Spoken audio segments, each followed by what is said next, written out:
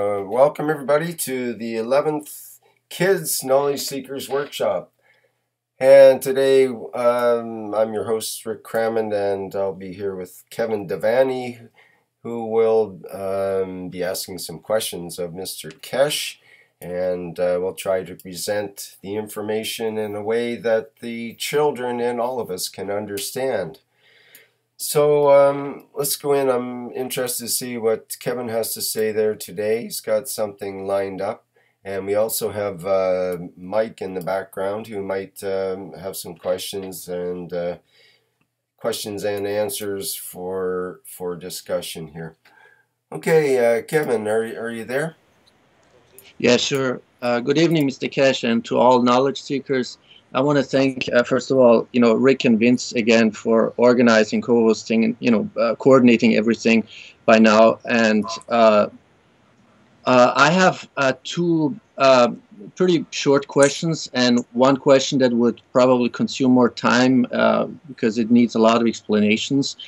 Well, let me ask the question that needs to be, needs more time in advance. That would be, since I listened to the 5th Chinese Knowledge Seekers Workshop and the 19th Health Teaching Workshop and the 49th Knowledge Seekers Workshop, and I really love the explanation which you give, Mr. Kesh, where where for my part I begin to understand the totality, going beyond the chemical and everything that's been taught to us in schools. And I really also love the drawings that you made, where the processes, the natural processes actually that you're explaining become so visible. So this is, I thought, would be really illustrative and really useful if we could, like students, young students in schools or what have you, or even university, would get a maybe more a total picture.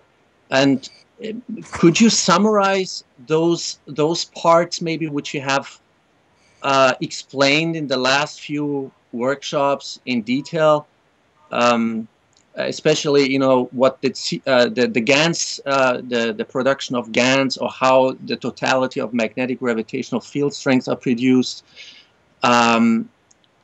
Illustrating it with the 2 ring magnets again, in a more, let's say, layman terms for kids and younger people. That's the one question I have, and the other one would be, I think it was in the 18th or 19th Knowledge Seekers Workshop, because I'm going through all the workshops now as a preparation material for the film, and there's one Knowledge Seeker talking about the principal fields, and he asks you whether what happens when can you go deep inside the principal fields, and you answered you cannot. I mean, it must have a reason why you say something at a certain point of time, but you said you cannot go there, and if you went there inside the core of the principal fields, there's nothingness.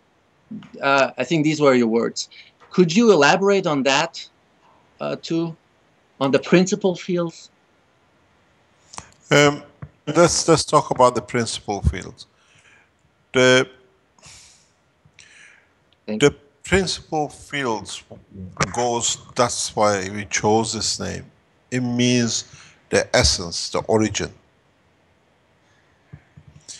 And the knowledge of man and the technology in the hand of the man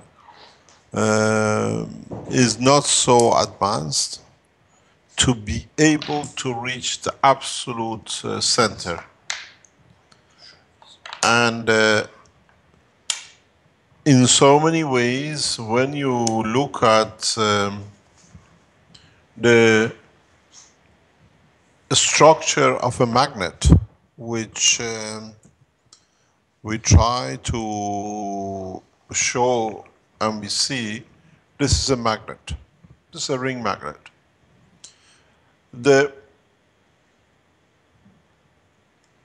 What you see as a physical part is when the fields in the center, which you don't see anything and is empty, have reduced in the strength enough that they become at the matter strength. Mr. But Kesh, we're not seeing the video right now, so the video is on. I no, can it's see. spinning, but it's not going. Okay, we go again. Can you see it this time? I think you have to do your little test. Because you are spinning for me too. Well, mine comes through on my screen. Do other people see it there? Vince is spinning too now. You're out now. Vince is up. So you should be able to see mine too. Can you see it or is it not there? I didn't get Vince's coming up. I don't get yours coming up either. I saw Vince coming and going. Oh, okay. He was waving hand. He's rolling again and you're rolling. I seem to have like a bandwidth issue here going on. I'm not sure what's happening.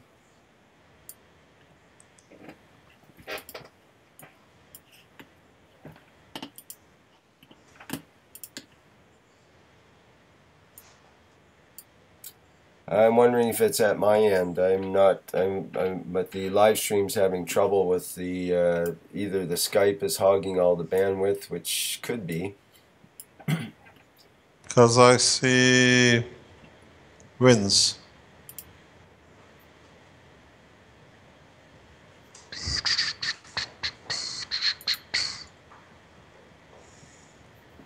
Any case, can we carry on? If you consider a ring and a ring magnet, the center, which is empty, everybody thinks is hollow, is actually where most of the strength of the magnet sits. And when you come to the ring and you pass the ring, the magnetic field does not finish by the ring, but the physical dimension of the field. It carries on to lower strength and submatter strength. So the principle, the center for man, technological knowledge at this moment is impossible to achieve. Even for advanced levels of races who understand the space technology fully, you always go around the parameter of center. And when you reach center or near center, you become part of the totality. Because if you reach that point, now you radiate out too. So your fields are added to the fields of the matter. It's very much the way the GANs works. Okay, we do have the video now, Mr. Kesh. Thank you. So yeah, you can see it. This is what we call, I can show it in a bigger circle, which is plastic. The center, this is exactly the shape of a plasma.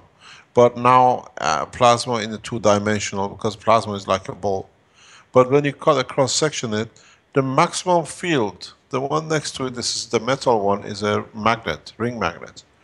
The maximum strength sits in the center.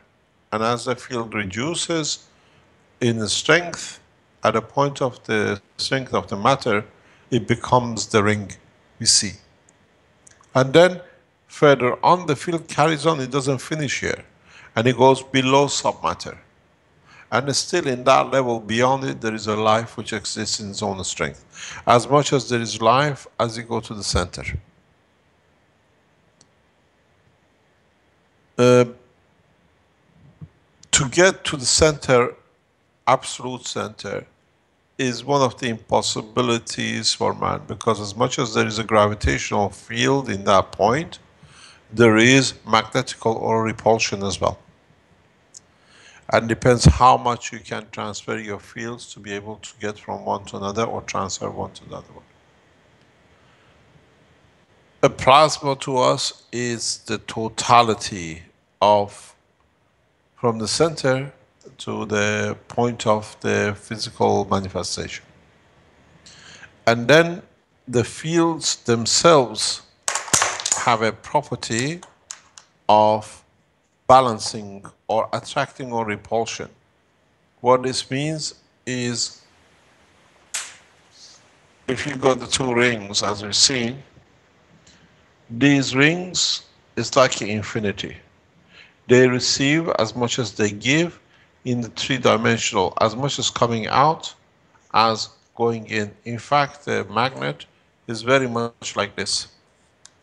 And it rotates in dimension within the structure. And the totality creates another field for itself. But at the same time, if the field strength is not there, you'll find out they find a gap, they find a distance where they can be with each other. And in so many ways, this is the simple way you can explain the work of a plasma. What comes out of this side has to go underneath and come into it. That from what comes out of it, this side, which goes back in there. And it's like a traffic jam. And you cannot get more than a certain number of fields through. And for the two magnets to be able to allow the fields to go from one to another, they need a specific gap. This specific gap, you see, if I move, the other one moves. This specific gap is literally the distance for the fields, for example, from here to there, to lose part of their energies that a number of them can reach and go through this. And that's where the distance is decided. Not all the fields which come from this magnet will ever go to the other side of magnet. Partially they interact, they lose, partially deviate to the other points. So this gap between the two is the gap which allows enough fields to be lost to the environment and absorbed from the environment that can come through the back of the other one to come up. So in fact what it is, what goes through the north has to come out of the south. And if south cannot allow, if north cannot allow more than a certain amount to come out, it cannot receive and it cannot accept. So it looks for a point that enough fields are lost in the environment that the balance can go inside. And that's the distance of the separation of the magnets. This is called gravitational magnetic positioning. Because gravity, as they gravitate towards each other, magnetical as much as they repulse. And this is the distance. And then when you go into the space technology, you increase, you have the possibility to increase your gap or decrease it, and then you create a position. That's how the burning of the fuel has become a history as we are used to it. And at the same time, when, for example, you see this plastic is still in a ring form, but is not of the metal, the iron, or whatever it is, a composite which has a magnetic field and behaves as a magnet in this environment. If you can produce a field which in this magnet be of the strength of the plastic, then you find out the plastic will create its own position in respect to the other magnet too. So the same behavior will be seen by the plastic. And now that we understand this, we have the knowledge to create gravitational magnetic field of the plastic. In the coming time, you can bring a magnet which is only for plastics. We have shown this years ago, 4 or 5 years ago, maybe more, in a video where we use 2 strong magnets, and with it we can move plastic. Because we create an environment which in gravitational magnetic field is after a section of the plastic.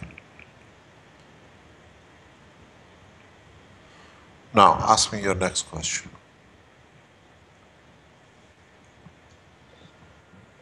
All right, that was very enlightening. Thank you. The other question I had is that I don't know which topic you were talking about. Once you were talking about Kirlian photography and, you know, the aura. You explained what the aura is that people talk about, and it's nothing else than an atmosphere of magnetical gravitational field strengths, right? Is that what you said? But how? Aura, yeah, for the children, if you want to understand the aura in a simple way, aura Mhm. is a atmosphere around the body of the man or an object. As I explained, that the magnetic field of this magnet does not finish at this point; it still carries on. And if in this environment around it, you create a field which you can see the motion of these fields coming out, this becomes the aura of this magnet. So now you Okay. see this aura, let's say as green. If I change the strength of this magnet, you most probably see the aura of it as a red color, for example. If it is very hard to understand for children, aura is very much if you hold your hands next to each other, the heat you feel in between the two hands from another hand. When you, for example, you put your hands like this, you feel a heat. This is the interaction of your auras, where the magnetic field from your body, because it's made of magnets, it's plasmas, when they interact, some of the interaction reduces to the strength of what is heat to our body, which can be detected by our body as a feedback. So you want to know what the aura is, that's what it is. Hold your hand near to each other, you feel your own aura. Mhm. And the colors that are displayed in the Kirlian, what is that? I mean, how can you? The colors, because our body is a composite material, so it creates different gravitational magnetic fields. Colors, which you see at colors, these are a strength of magnetic fields. So the aura of a man is like a sun, radiates fields, and the interaction of the fields with his environment creates different color, as I explained, very much like the ring here. So if you eat a strawberry today, you might have a pinkish color near your stomach, and if you have cheese lunchtime, it might be yellow. Because in the stomach, the energy release in the gravitational magnetic field creates a different, what do you call it, color in interaction with the field of the Earth. The same as what we see, the gravitational magnetic field of this planet in respect to gravitational field of the material which is its surface, which is water, is seen as blue color when you look at the Earth from atmosphere, because H2O in interaction with the gravitational magnetic field of the center of the Earth, water has its own plasmatic magnetic field. When it interacts with the with the gravitational magnetic field of the center of the Earth, creates a blue color. And that's why our planet is blues from wherever you look at it. That's why it's known as a blue planet, or we call it the four-wheelers. Because man is the only race which uses wheels for transportation. Cars, we call it. Yeah. It's known as a race of four-wheelers. Nowhere in the universe you find four-wheelers, but men have become very good at it. When you look at the sun and you see this color of the sun, or what you call the aura of the sun, the magnetic field around the sun in interaction with other entities around the sun, the color of the sun does not come from the sun itself. The material on top of the sun is in a plasma condition, and when that plasma interacts with the gravitational magnetic field of the center, creates the golden color we see. Okay, I understand. Thank you. This is how aura is. The aura, what you see, is the interaction of the fields in respect to each other. So all the suns are not the same color? No, all the suns are not the same color, unfortunately, because they have different strength in the center, and when they interact with the plasma outside, if it's a different material or different strength of plasma, they create a red, orange, or blue color stars, or white, brilliant white colors.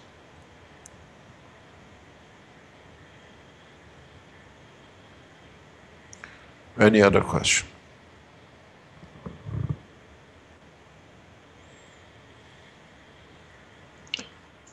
No, that was actually it. I was just going to ask you whether you could uh, explain it in a more, I don't know, in a way that kids also can understand, or younger people at school, explaining, this process in the CO2 kit. Because I really loved it, the way you explained it in the fifth Chinese knowledge seekers workshop, I believe.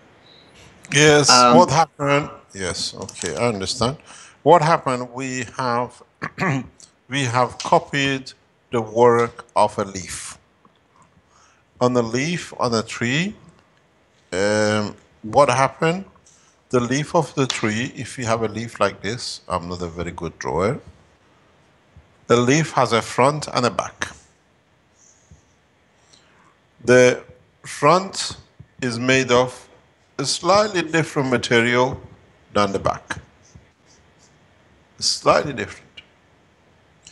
And the gap between the front and the back is covered with liquid, which this liquid has some sort of a salt content. I try to go in that you can see it. And what happened, the leaf, even to you, it looks so solid, but it's actually made of plasmas. It's a GANs, it's a nano layer, spaced. And this space actually is like this on the leaf. There are a space like this. And these spaces between the leaves, between these ganses, create a gravitational magnetic field exactly like these two magnets, which, in fact, this field is very much equal to the strength of the CO2. So what it does, it pulls the CO2 into the hole. And by creating that environment that the field strength is of the CO2 enters inside between the salt. It releases part of its energy and it becomes a gas outside, but inside it becomes a GANS, or gas in nanolayer state, that is detectable. So, in fact, between the two layers, we have made a magnet for CO2. And that's what the leaf does. And what we've done, we have done the same thing. We have made a box. We have taken one leaf, which is a copper, and we have nano-coated it. And then we have put another copper zinc plate on the other side. So we have filled up the center with salt and water.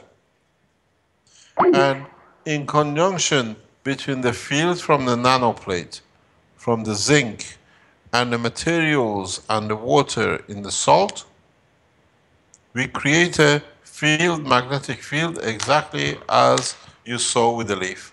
And what happens now, the field inside is of the CO2 strength, and oxygen and carbon and CO2 are outside. So what it does, because our area in the container is bigger and stronger than in the strength than the CO2 which is hanging around, all it does, it literally, exactly like a leaf, it pulls it in. And then we have managed to convert this into a solid state, the GANs, and in this process, we extract CO2 from the environment. So if you look, the work of the CO2 box is exactly like the work of a leaf. We have learned, as I said, how to make magnets of different materials. And now this is an environmental magnetic field. If I put two copper plates, let's say, instead of the zinc plate, is that the same process then? I would still create No, that at. because Oh, okay. you create now because you change the copper to another copper or a non-nano coated copper. The environment here changes. Is not the strength of the CO2. Now the strength is different. So you have a different magnetic field strength, which is usually the same as copper. Now, what you're going to collect at the bottom is a copper, because these two, copper and nano copper, are of the same strength. So they interact with each other, and the nanomaterials literally from the nanoplate comes off in floating, and it just drops off. In the olden way, in the chemical system, you do plating, which you used to get the atomic copper from one plate to another. But because the gravitational magnetic field of the copper plate and nano copper plate are about the same, so they interact, and the weaker one, which is the copper nano in a single state, moves away, but by the time trying to get to the other plate to plate it, it interacts immediately with the oxygen in the water and creates a copper oxide. And that's why at the bottom you get a green, bluish color copper. If you had no water and you could create the same magnetic field, you will find your nanolayers from one plate to the other one. So if you change, for example, the zinc gives you CO2, the copper gives you copper oxide. If you change another material, you can create sugar, CH3, which is essence of life. And this is how life started on this planet. No aliens ever brought man to this planet. The beauty of it is that when you extract the CO2, you bring yourself amino acid, which is the essence of life, which is protein, and then this protein in conjunction with the water and the minerals led to creation of life cell, or what we call life. And then over billions of years, accumulation of different field strength has created human body. Okay. Thanks very much. I just have one small question. So, once the fat, the amino acids, the protein are created on the surface, if I smell that, if I put my face like near it and just smell it, would that have any effect on a human being? Yeah, as long as you don't digest it and don't touch it, no. No, I don't. Okay, thank you.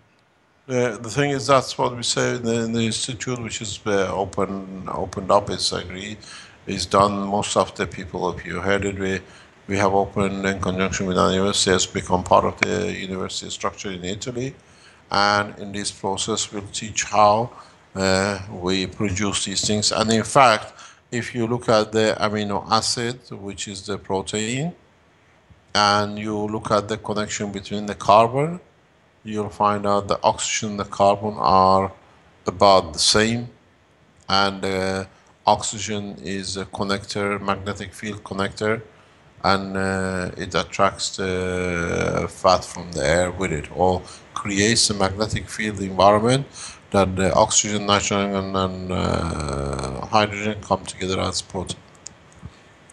This is how life out of nowhere, as we said in the discussion, you have nothing and then it rains in the desert or somewhere dry, and after a small time you see fishes growing in the water after 2 or 3 years, because there were no fishes there, for example, before, but the creation of amino acid and the process allows the life to start in a single cell and others.